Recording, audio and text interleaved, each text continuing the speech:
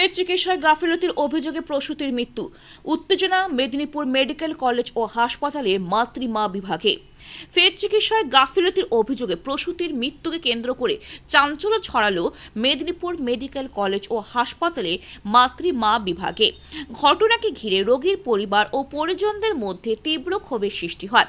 পরিবার সূত্রে জানা গিয়েছে, গত 20 ফেব্রুয়ারি ভোর 4:30 নাগাদ এক প্রসূতিকে মাতৃমা বিভাগে ভর্তি করা হয়। সকাল প্রায় 10টা নাগাদ তার স্বাভাবিক প্রসব হয়। পরিবারের দাবি, সন্তান জন্মের পর মা ও নবজাতক দুজনেই সুস্থ ছিলেন। তবে অভিযোগ, প্রসবের পর কাটা ক্ষত স্থানে যথাযথ সেলাই করা হয়নি।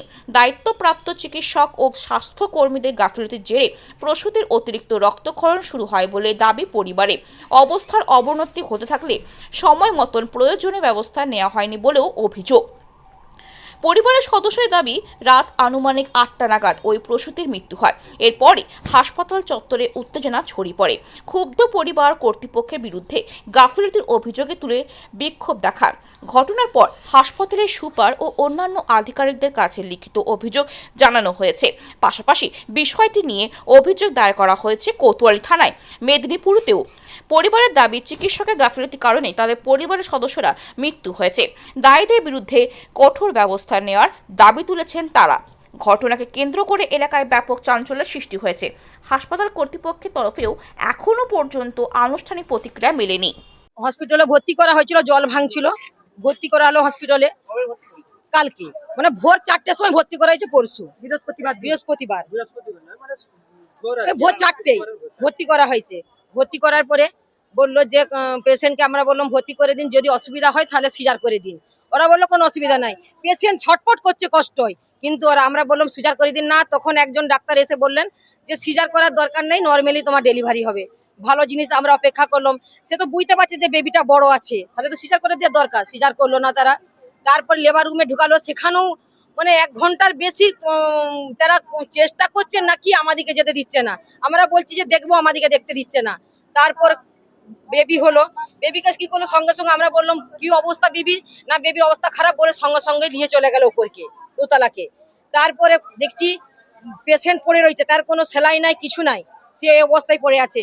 সেখানে বেবিকে যে মায়ের স্তন খাওয়াতে হবে সেটাও তারা কোনো শুনছে না। আমি বারবার বলছি যে মা বেবিকে নিয়ে যায় মায়ের কাছে, তারা কোনো নার্সের কোনো দায়িত্বই নেই।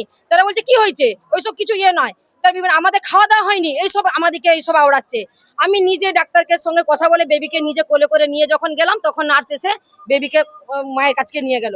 তারপরে কি হলো, তখনও সেলাই হয়নি, 3 ঘন্টা হয়ে গেছে। তারপর 2 ঘন্টা বাদ, মানে 5 ঘন্টা বাদ সেলাই করেছে, বুঝতে পারছেন।